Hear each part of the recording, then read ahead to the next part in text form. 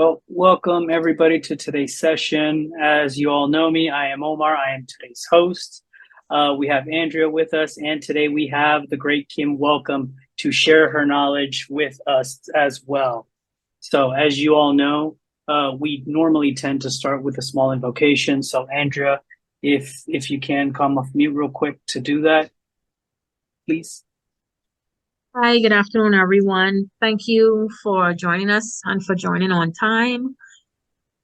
We'd like to just pause and take a moment to give honor and reverence to Almighty God for everything that He's done and He's doing and will do for the Bahamas Agile and Project Management community. So, dear Father God, we thank you for this day. We thank you for another opportunity to meet and fellowship as a community of practice that is your vision, and we are your willing vessels to see that your will is executed in everything that we do and everything that we say. We ask that you would continue to bless us abundantly, that you will continue to expand our reach to not only the citizens of the Bahamas, dear God, that you would extend our reach to the globe, that you will continue to have your will be done, not only for this community of practice, but in our respective lives. And Lord, we thank you for your grace and your mercy and for the doors that you have been opening, for the new dimension that you're taking us into, for the portal that we can see that you're expanding for us. And Lord, we just give you thanks and praise, for you alone deserve the glory. And we ask that you would continue to order our steps. In Jesus' mighty name I pray. Amen.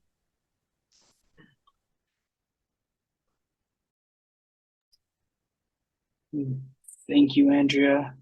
And well, we're a small group, so Sarah, Christian, Rochelle, if you don't mind coming off mute and quickly introducing yourselves and what you hope to learn from today's session, that'd be great. I can go ahead. So my name is Rochelle Bent. I am currently a business analyst in the healthcare space here. I am out of Tampa, and today I've been on this group for a while, but I never really attended one of you guys' meetings. So from this one, definitely how to kind of own the room in the space, when having conversations with stakeholders, with people that you work with. And so I'm hoping to get some encouragement and empowerment from this meeting. Thank you, Rochelle, and welcome to tonight's session. Thank you. Sarah, Christian, anything that you guys want to share with the group? Yeah, good day. My name is Christian Pratt. I'm an IT professional, getting into Agile now, and looking forward to the session today and see how I can improve in terms of engagements with stakeholders. And my name is Sarah Triplehorn, and I live in Florida. I'm an office manager at a law firm, and I'm looking into switching over to becoming a Scrum Master. And as a generally a little bit more reserved person, I figured this would be a good thing to listen to. Thank you very much. Well, without further ado, ladies and gentlemen, I present to you Miss Kim Welcome. Kim, they're all yours. Well, good evening, everybody. It's so good to, well, I can't quite see you. Feel free to open up your cameras. I can only see Omar, but it is so wonderful to be here. So I am actually in Nassau, and I am excited to be and to have been invited to speak to the Bahamas Agile and Project Management community here in the Bahamas. And if you're here, then this must be for you. That's what I say, right? This will be for the people who are here. So I'm going to go ahead and share my screen, tell you a little bit about myself, and then get into stepping into your personal power. So let me just switch over here.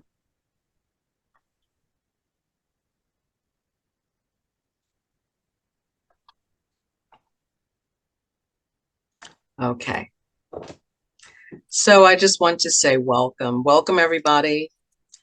Welcome to the journey, because it is absolutely time to step into your personal power. And STEP is an acronym that I created to help make it easy for you to remember so that you can go on and make the big step into your personal power. So a little bit about me. My background is in communications. I am now a communication trainer and coach here in the Bahamas. I work with leading organizations, helping their teams to communicate in a way that better represents the organization. I work with leaders, helping them to communicate with their teams so that they can get better performance. And I also work with corporate women, helping them to communicate in a way that helps them to advance their career. My work background is actually in marketing and sales. That's what I did right out of college. And I'm a trained voice actor and a singer-songwriter. And you asked me, oh, so what does this all mean? Well, actually, these skill sets come together, and these are the disciplines that I draw from to help my clients. I believe everybody needs to learn how to sell and market themselves. And so a big part of the communication training that I do is helping people to do that. Sell yourself first, and then sell the product or the company or whatever it is that you're representing. I've just learned a lot as a voice actor when it comes to using your voice, and I help people in that aspect, especially corporate women. The work that I do with them to help them to advance their career is helping them to use their voice. A lot of women are, as Sarah said, very reserved, so they don't have a whole lot to say. And a lot of times they are high performers, but because they are not verbal, they are easily overlooked and undervalued. And so it's not about necessarily talking a lot, but it is knowing how to bring your point across. You don't have to use a lot of words, but when you open your mouth, you want to be powerful. You want to draw attention to the value that you are bringing to the organization.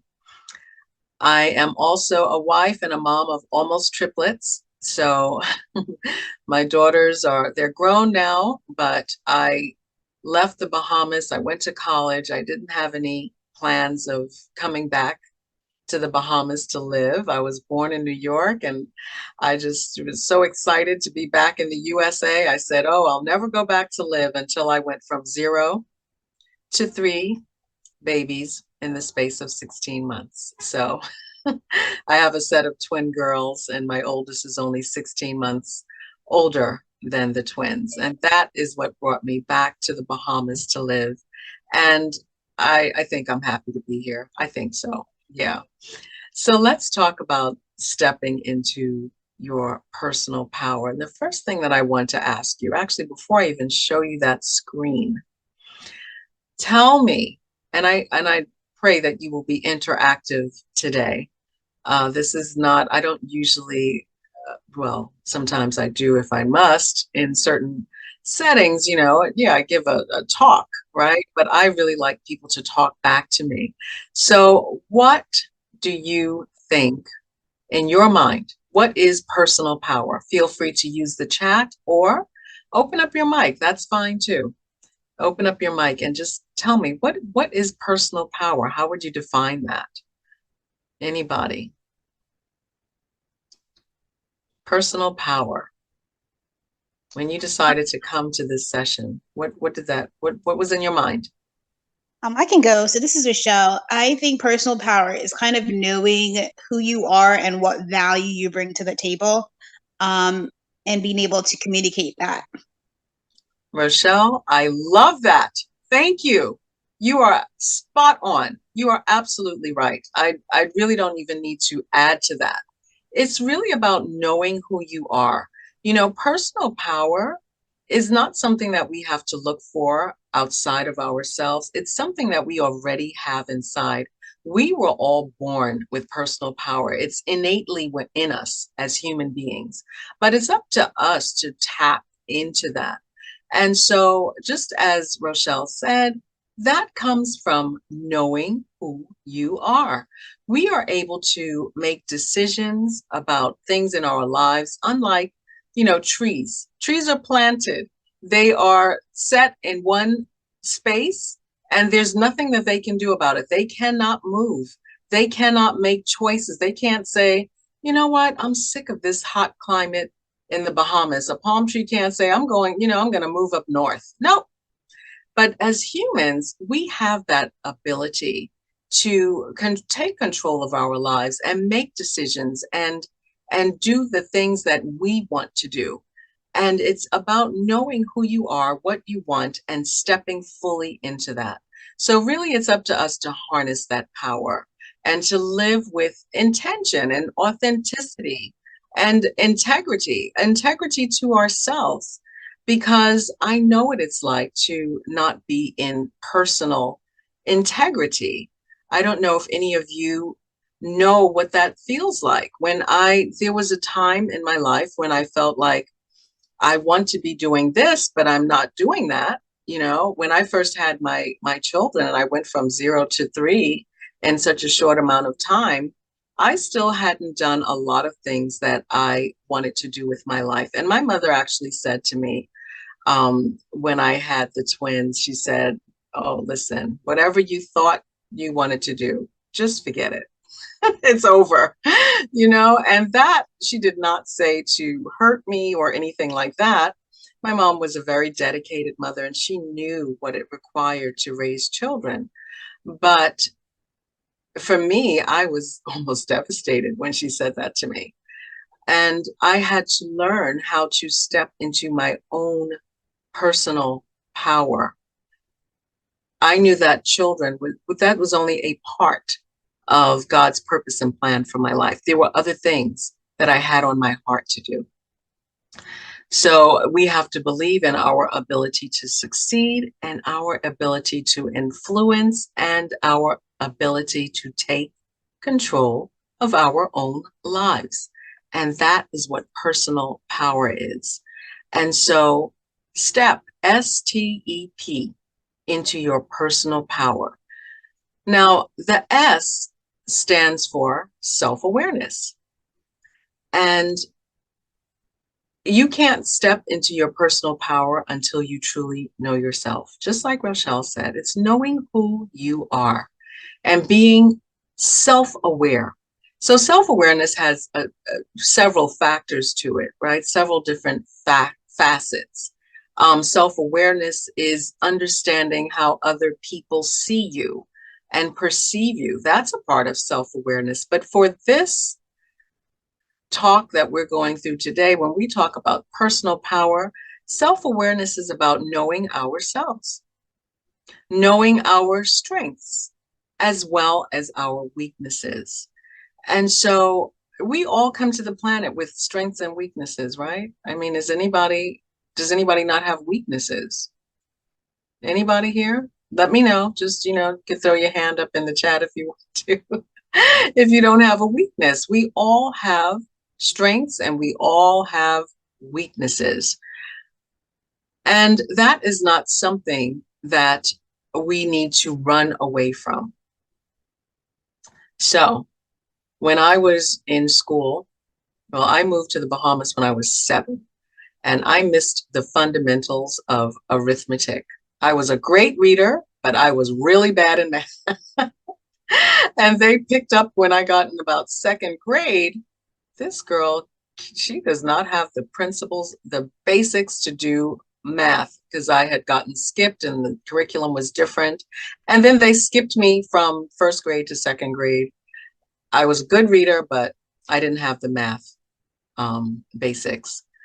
And I literally went through my entire academic career not being able to do math.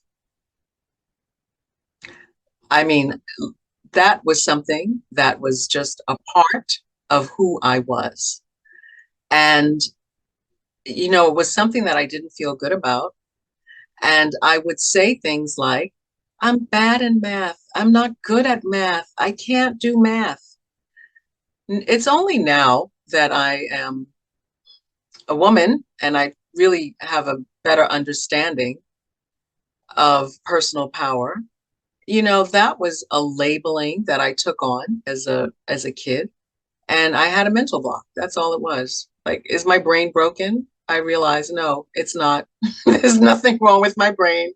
There's no reason that I cannot do math. I just didn't do well in math because I accepted that. And a lot of times we accept certain things about ourselves that do not have to define us. But in my academic career, that defined me. I was not good at math. And so self-awareness is about knowing your strengths and weaknesses. Okay, so I had a weakness in math, but I can tell you, even though I embraced this inability to not be able to do math, which in retrospect, I wish I had not. But one thing I did do was I embraced what I was good at. And that is where having self-awareness comes into play, because none of us come to the planet with everything. And really and truly, you only need one good thing, and you need to work that one good thing. Many of us have multiple gifts, but no one has zero gifts. God gives everybody something. And so if you are aware of your strengths, your weaknesses can be minimized. Because a lot of times when people are so focused on the things that they're not good at, they literally forget what they are good at.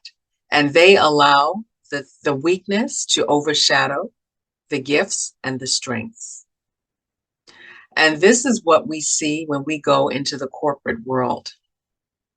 And we see that person who is trying to make themselves look good and somebody else look bad in order to make themselves look good, because they're in a mode of comparison. But when we step into our personal power, we don't have to compare ourselves to anybody. So in the chat, I would like for you to type one of your strengths, 1 to 3. Type them. I want to bring them to the forefront of your mind. What are your strengths? Let me see this chat.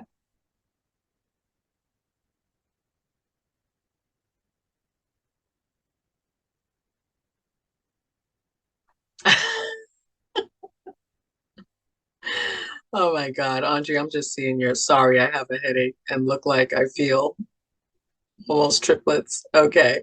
So what are your strengths, people? Christian, Rochelle, Sarah, Omar? Okay. Christian says critical thinking, problem solving, software development. I love that. Thank you, Christian. Good. Andrea, organization, time management, baking. I saw some of your baking. I still need to get some of that. I think you made some coconut tart or something. Awesome. Rochelle, analyzing patterns. Wow. Wow. Okay. I'm like blown away by that. Always looking for solutions, tech savvy. Okay, I got the wrong person there. I read the wrong person. Omar says, always looking for solutions, tech savvy, persistence. Yes. Omar's strength is dimples. Very cute, very cute. Sarah, sounding board. You're a good sounding. You said that you're reserved. That means that you probably listen more than you talk. And you are that person probably that people love to talk to because you have a listening ear, and that's a gift. Morris, learning how to delegate. Learning how to delegate. Angel, listening, software development, persistence. Yes, I love it. We all have gifts. Software development, that's a no for me. Absolutely. I can't see myself being able to do that. But when you are good at that, when you're good at delegating or planning or being able to see ahead, and I'm fascinated by being able to analyze patterns. I mean, these are things that, I mean, can anybody take credit for just making themselves good at that? Or do you all agree that these are gifts that you were given? Does everybody agree with that? Just put a Y in the chat, a yes in the chat for me. Does everyone agree that these are gifts? Okay, if anybody thinks it's not a gift, I want you to put that there too, if you disagree. If you don't think that these things are I don't think sometimes it's a gift. okay. The reason I believe that is it really depends on the person. Sometimes more than a gift, depending on your dedication, you probably, how can I put it this way? If you dedicate yourself to something, it's more that through hard work, you're good at it rather than being a gift. Sometimes there's one thing called talent and there's another thing called dedication. Maybe if you dedicate yourself because you know that that will lead you to what you want to do, it's not because you have that gift. It's because you've dedicated yourself to dominate that, to be good at it. So at times there are things that I would say are gift. Empathy would be a great gift, I would say. Some people have it, some people don't. But software development, me being a programmer, even math, it's not a gift for me. You have to practice it consistently to be really good at it. So there are certain things that I could say could potentially be gifts, but others that could have more of a dedication to it than a gift. Okay, I agree with that 100% because I absolutely believe in a growth mindset and the ability to do anything that you really put your mind to. And at the same time, even let's think about software development. There are people, their brains are just wired towards that. They're just really good. They're just wired that way, right? And so when I say gift, I kind of mean maybe even go deeper, because people are often gifted with things and they don't try to sharpen the skill. They just got it. Right? There's some people, they have this natural propensity. Can you be a good software developer if you work hard and put your mind to it, even if you're not wired for it? Yes, you can. But more than likely, who would be the best software developer?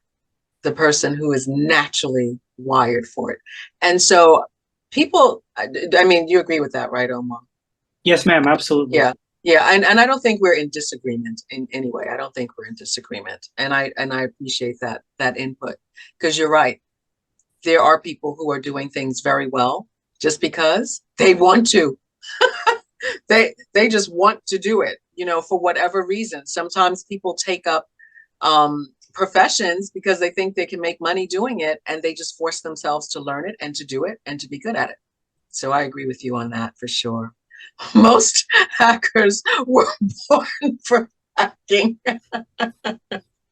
They were born to hack. Born to hack. I like that, Andrea. That's funny. Okay. So a part of stepping into your personal power, like I said, is that self-awareness portion. Because when we become self-aware and we know our strengths, we know our weaknesses, a strength could literally be anything I set my mind to, I can do it. That could be a strength. That might be one of your strengths, that you are able to learn and do anything that you choose to do. But whatever those strengths are, knowing that you have them and putting them at the forefront of your mind gives you so much confidence. as opposed to always thinking about what you're not good at and then comparing yourself to other people. I wish I was good at that. Or, sometimes people get nasty with it because they see somebody good at something, they'll try to pull them down. But if at the forefront of your mind, you could say, well, Omar is really good at web development or planning. Not my strength, but you know what I can do? One thing I'm really good at, right? If you can remind yourself of the one thing that I'm really good at, then that helps to build your own self-confidence. And you cannot have personal power without self-confidence. And self-confidence comes from self-awareness. We all have something that we can say, well, you know what? At least I'm good at that. And that may be a virtue, as Omar said. It may be empathy. I consider empathy a virtue. It may be a virtue. Whatever it is, it could be a virtue, it could be a skill, whatever that is, look at it as something that makes you powerful, because you can take that one thing, no matter how small you think it is, and make it huge.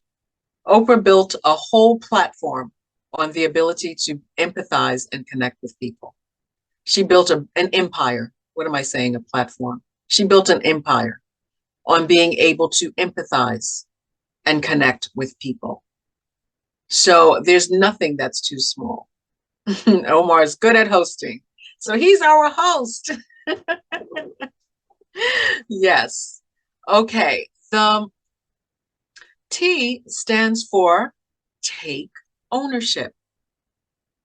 Take ownership.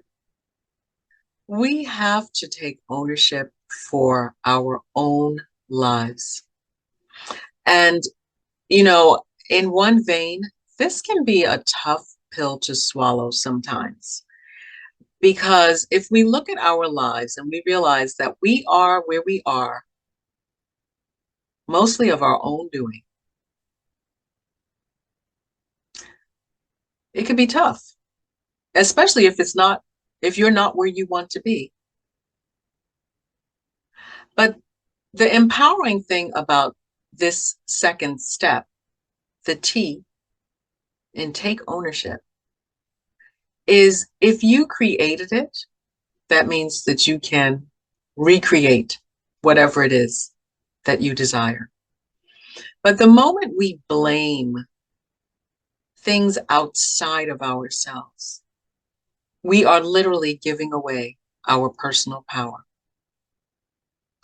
And when you think of stories of people who have overcome ridiculously difficult circumstances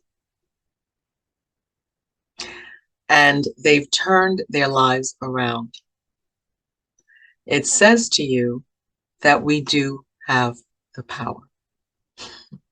So I know this guy who used to work with my husband, and he was actually one of the Sudanese children from Africa who, I think it was Sudanese, and they had to, their country went into war and everybody was just walking for weeks to another country. People died along the way, starvation, living outside, the elements, right? And many of them, including this guy, they still wound up doing well in life. So I've heard horrific stories of things that happen to people, and no, we are not in control of the things that happen to us, but we are still in control of how we handle those things and how we see things. So taking ownership is looking at where you are and choosing what you're going to do about it. So Andrea opened up with a word of prayer. And one of the things that the Bible says is, as a man thinketh, so is he. So a lot of times we are creating Not a lot of times. Usually we are creating our life. We're creating our life with the way we think, the way we choose to see things, right? So the moment I said, I'm not good at math, my brain heard me and I couldn't do math. And that's a small thing compared to the other things that people tell themselves. Not necessarily the things we say out loud, the things, the talk that we have in our own heads. And so we have to take ownership for that. Because if I get to a new job or I'm on a project and I allow myself to be intimidated by other people's strengths, and I say to myself, well, you're not good enough, you really don't belong here, these people are better than you, I'm creating something. I'm creating something.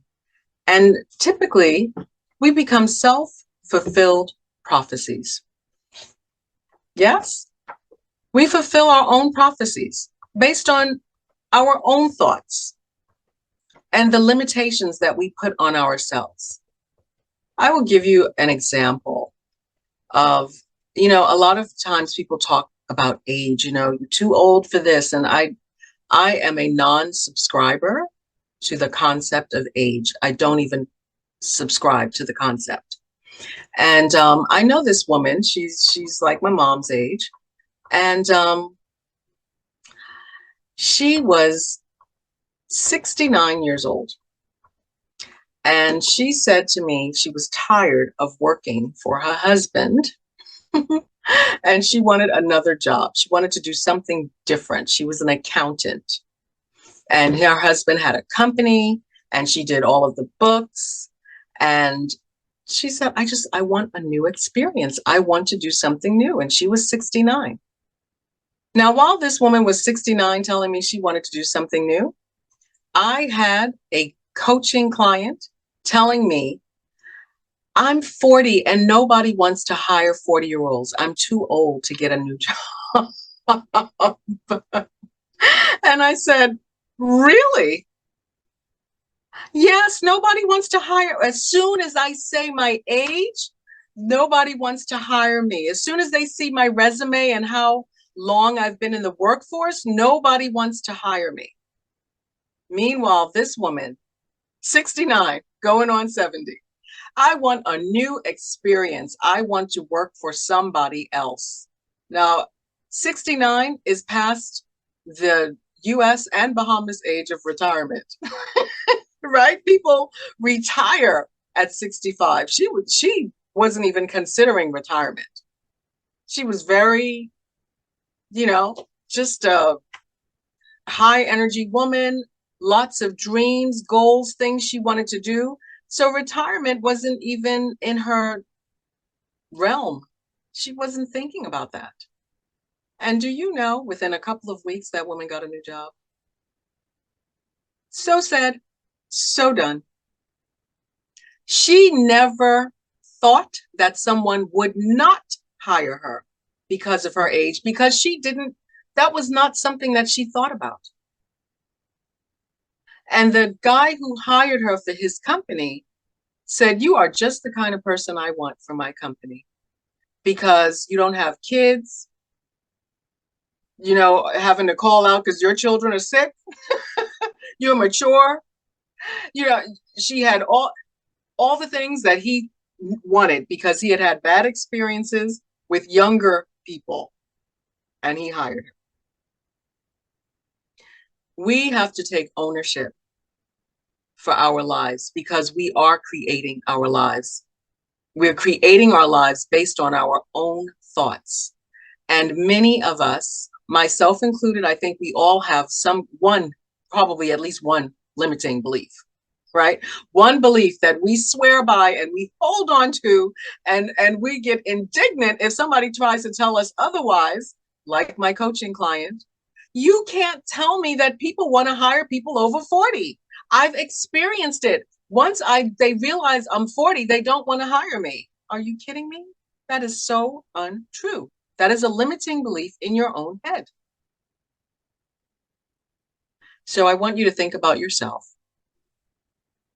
And I want you to think about possibly something that you want to do. Something you have not been able to achieve yet.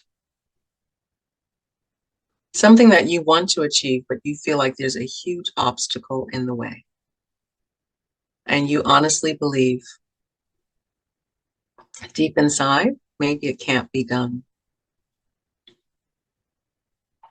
And if anybody has something that they would like to share, that would be great. And I'll tell you why. Because sometimes when other people see it from a different perspective, right? When you're in it, it's hard to see when you're inside the frame, right? It's hard to see if you're in the frame, like my 40-year-old client, when you're in the frame, it's hard to see. But when somebody outside of the frame looks at the picture, they can see it totally differently. So does anybody have anything that they would like to just throw in the chat that maybe it just seems hard, or maybe, maybe it can't be done in your mind, or, maybe the obstacle is too huge. You know what the obstacle is, but you don't know how to get past it. And I will give you just 5 seconds for someone to throw something in the chat because I don't want things to linger long. 4, 3, 2. I'll share Okay. mine. I'll share mine. It's not that I don't think in my mind I can do it, but when I was about to accomplish it, I got laid off. So my goal and what I want to do is become a product manager. Now every company has their own hierarchy and whatnot, and I just recently started in a new job, and from a senior position to a below senior position. So it's crap. I got to start again. And it's more frustrating. I'm like, I know what I have to do, but it's still up to a point hard to accept that fact that I have to again prove myself once again. I hear you. I hear that, Omar.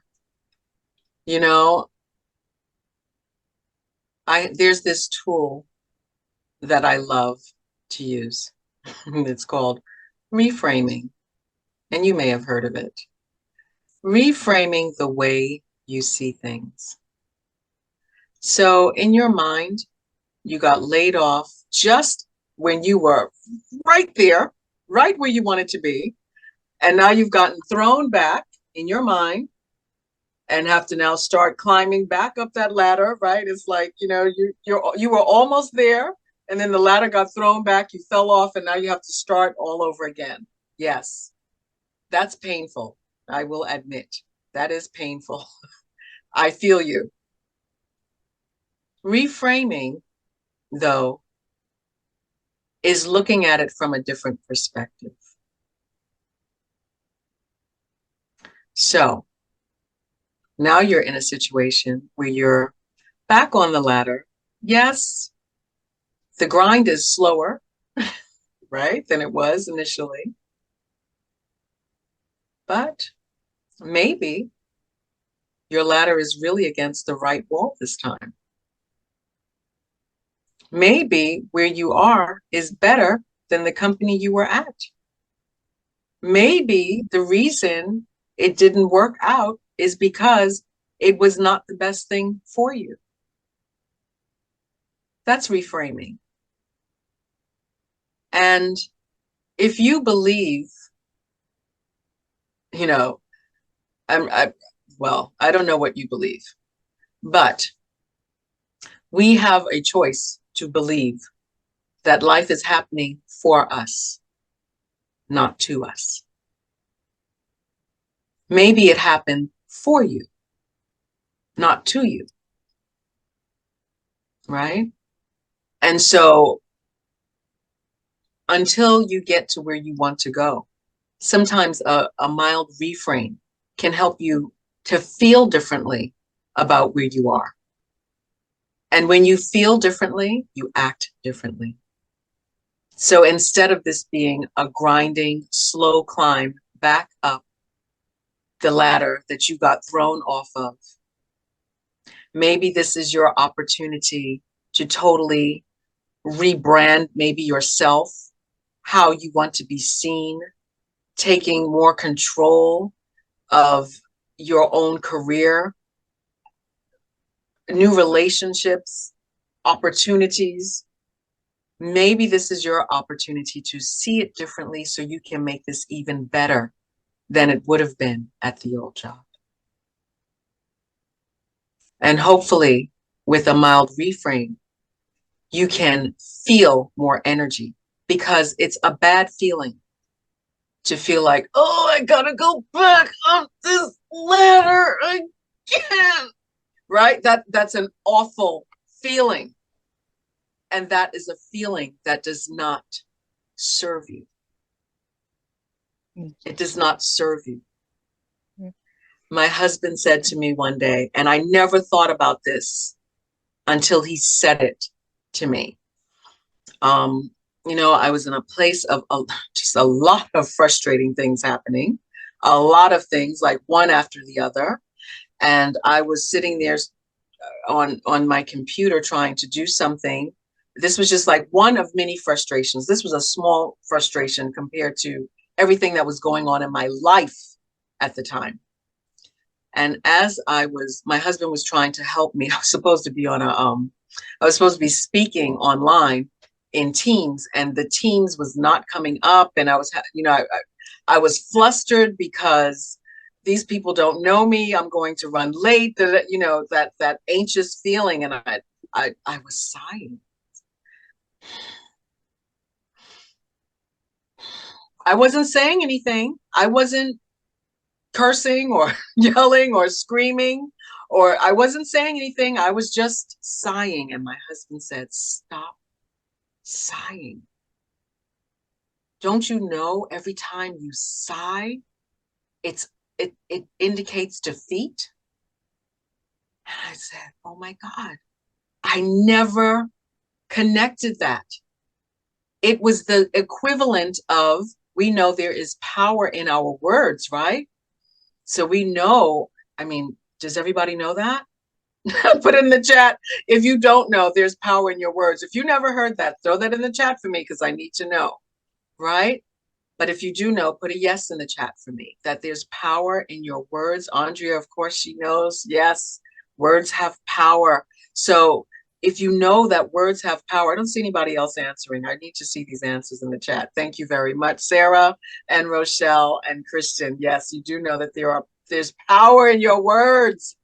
And so I would never say the words of negativity because I know that there's power in my words, but I was sighing.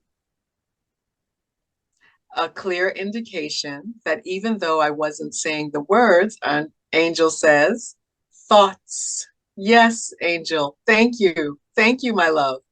Clearly, my thoughts were defeated. In my thoughts, I was defeated whether I said the words out loud or not.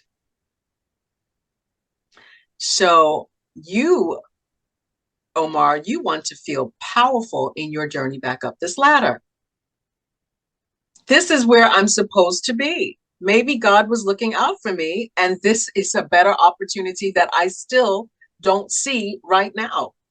And maybe I have more power to make this a better opportunity for me, so that you have that powerful energy behind you and not an energy of, oh. Right? We don't want that energy. Yeah. So take the ownership. Don't put it outside of yourself. Maybe you were praying for this job, right? You were praying to get the product manager job, and you got it at a different company. And so maybe this is better for you, but find a way. And that's just an example. And Omar, I thank you so much for sharing. And I am laughing, but I have to make light of this, right? But I know it doesn't feel good for you. But hopefully, you can reframe and feel good about where you are. Because really, it's okay. It's really okay. It's okay to start again. As a matter of fact, I have a coaching client who yesterday in her one-on-one session to me said to me how the way she's wired, being able to start over is so empowering for her. She said, from the time I was a little girl, I loved the fact that if I wrote something and I didn't like the way it looked, I could take my eraser and erase it and rewrite it. And I thought that was interesting. So you might see starting again in a negative way where somebody else sees it as a positive, right? It's a reframe. It's a reframe, literally. Okay, but let's never blame outside of ourselves. Whatever is happening to us, we do have the power to make it what we want it to be. We do. We really do. The moment we say that we can't, then we can't. But the moment we say that we can, I can make this work. I can make this work. Just by saying that, your mind starts looking for ways to make it work. Your mind looks for ways to make it better because that's the way the mind works. Once you say I can't, your mind shuts down and it doesn't try anymore. Leave Omar alone, Andrea. Okay, on to the next slide. E. E is for empower. I love this because we have the ability to empower ourselves. And I have to do this with myself all the time. I have to ask myself this question that you see on the screen.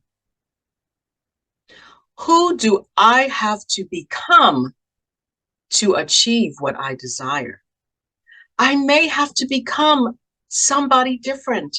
I may have to be a different, newer, better version of myself to become the person that I have in my head.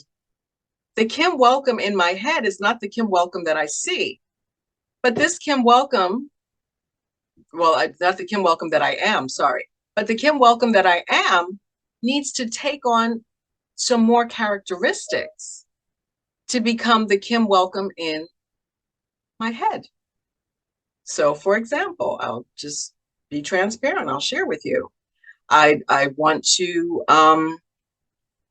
start this YouTube channel, right? I've been wanting a YouTube channel for 3 years, right? And oh my God, it just seems like, oh my God, I get you get the figure out how to use your phone and make the video look good. And then you realize, oh, the sound is awful. You're going to have to get something else and you got to learn how to use this and that and make the thumbnails and put it up. Okay. It's a learning curve. Oh, it looks so easy. It looks so easy. You see other people do it. I watch YouTube all the time. Oh, it looks, I could do that. I could do YouTube. But there's a lot behind YouTube. And that means that I have to become a new version of myself. There are some other things that I need to do in order to do that thing that I desire. One thing about YouTube is you want to be able to promote your channel. That means I have to become more social on social media, right? Like I have to become some new things. I have to become an upgraded version of myself to become the person that I desire to become the version of myself that I see in my head. When I think of the end game, I still have to become some new things. And so we have the ability to empower ourselves. Yes. While I want to become a YouTuber, there is nothing I can't learn on YouTube. So anything that I don't know or understand, any roadblocks that I run into, I can literally type in YouTube and get a whole video to explain to me how to do that. And I love this world that we live in because you can literally get a PhD in whatever you want right on YouTube, right? So who do you have to become? Who do you have to become to achieve what you desire? Are you currently that person that you see in your vision, in your head? Are you currently that person? Or do you need to add some characteristics to your person and upgrade who you are? There is no such thing as can't, and Andrea put that in the chat earlier. It's so true. A growth mindset, and if you've never heard about Carol Dweck's book, what is it? Omar is shaking his head. I'm trying to remember the title, but the new psychology of success is a growth mindset. I don't remember the exact name of her book, but I loved the book. But that is, your brain is not static. Your brain is not static. That means that things that you are not good at, your brain still has the power to learn, because the brain is constantly changing and it can grow. It can create new grooves. You are never stuck. It doesn't matter how old you are. You can learn new things. You can do new things. The only thing stopping you is you. The brain is constantly growing. So there was a time when people, and people still say it, you can't teach an old dog new tricks. That is not true. That's a limiting belief. Psychologists have found that the brain, or neuroscientists have found that the brain can continue to develop. And by the way, my dad is 81 and he just started a YouTube channel ahead of me.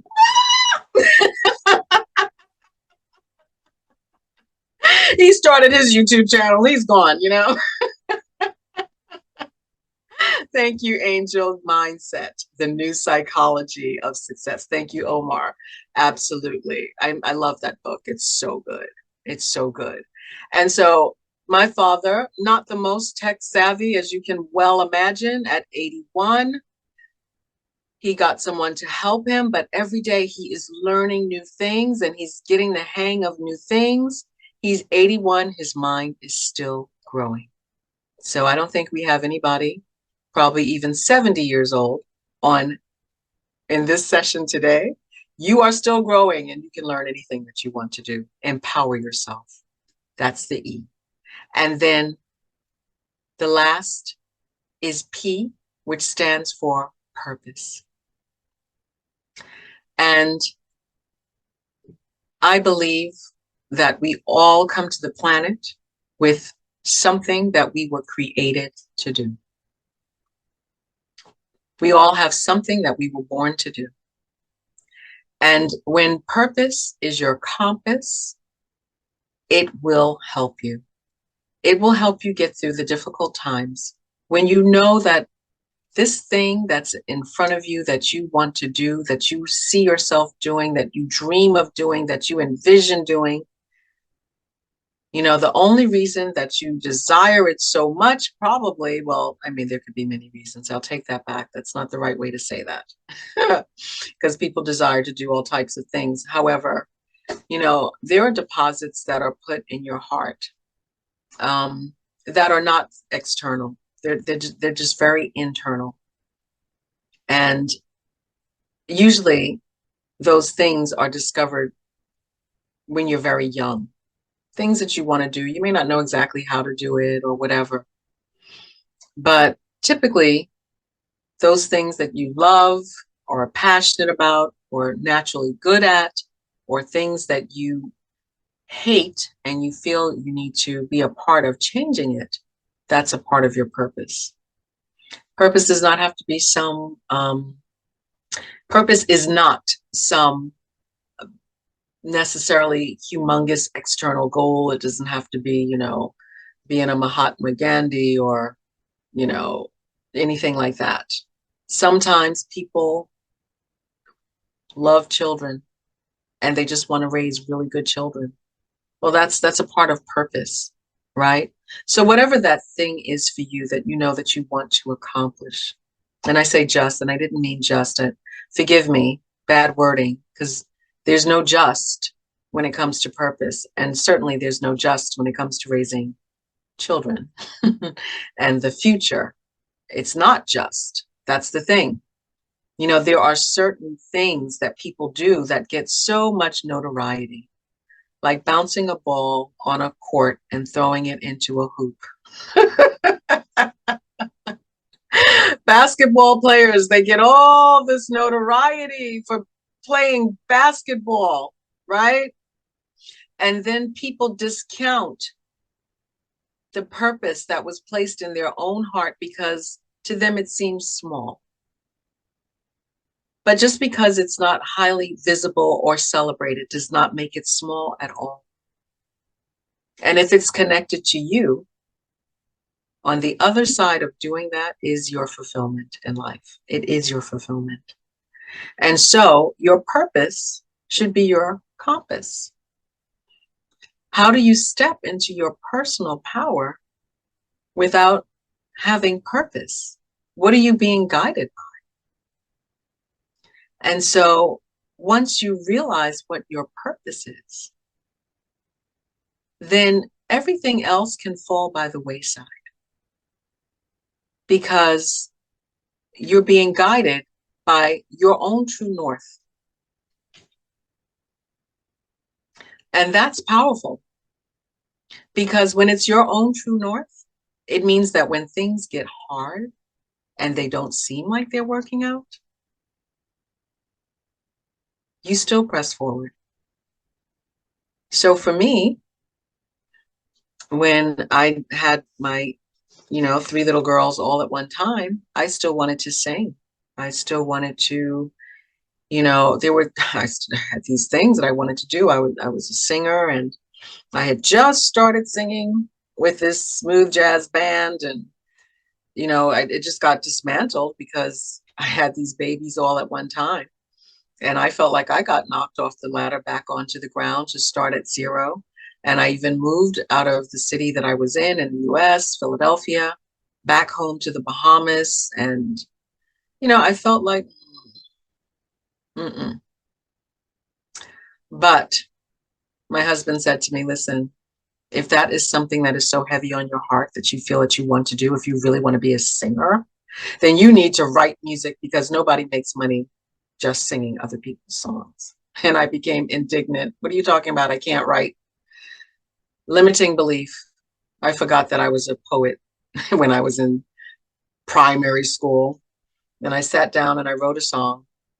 And long story short, that song organically went viral here in the Bahamas. Every radio station picked it, not every, but almost every radio station picked it up because people were requesting the song.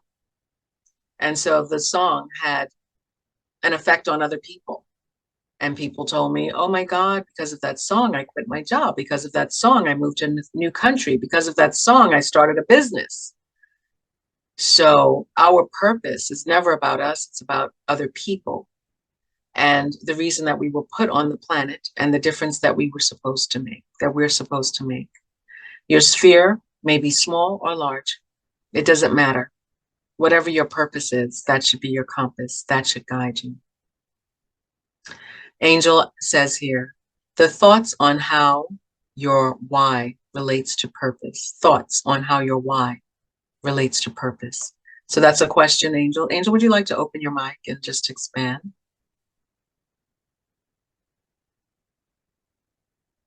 No. No, Angel, you don't? Okay. Anybody No, else? I can Oh, expand okay. to get to my mic. What I find is knowing my purpose is part of it, and then sometimes for the different projects or where I might find myself in a situation that's maybe the difficulty is knowing why I'm doing it and how it relates to the purpose and why I might be taking a particular action or a particular route so that I can sort of stick through it and understand. Because like Omar's saying, he found himself wanting to be a product manager, And sometimes that why will get you through all the different changes, because that what I thought. I think it's God has a plan. It just my plan may differ. He may see the bigger picture. So I may have to go down. I may have to go do a few other things I hadn't planned on doing. But what I found is those other things, when I was down or taking a sidetrack, helped me for that next position, because I got a skill set I would not, or exposure I would not have gotten if I had stayed at that particular company or followed that particular track that helped me later on in my career. Mm-hmm. Mm-hmm. I love that. Thank you so much, Angel. And it's so funny because hindsight is 2020. We don't know when we're going through it.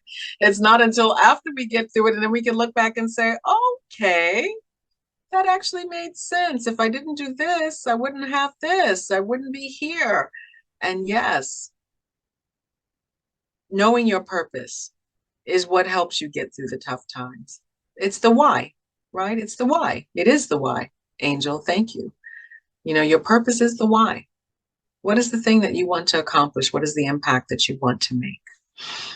So I want you all to go and step into your personal power. S is self-awareness. Know thyself and take ownership for where you are. Empower yourself. Become who you need to be to do the things that you desire and pursue your purpose. Thank you.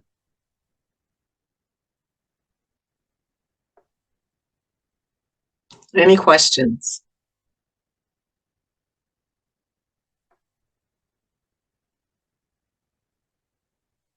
So, Ma, taking some deep breaths. Honestly, what I had thought about what stepping into your own personal power, I guess the misconception that I had to my mind to what this presentation came out to be was blown away. First of all, I have to thank you for the reframing. No, I have not been reframing. I've focused more on, I guess, on a coaching or a mentoring aspect of asking more questions rather than looking at it sometimes or saying it from a different perspective. So that to me was powerful.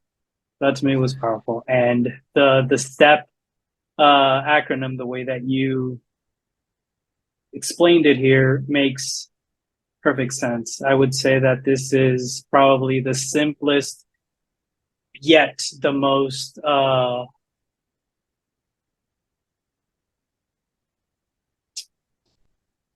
don't know what word to use here, but it is the way that you really need to look at things on how to be better at whatever your craft may be. So this presentation was amazing.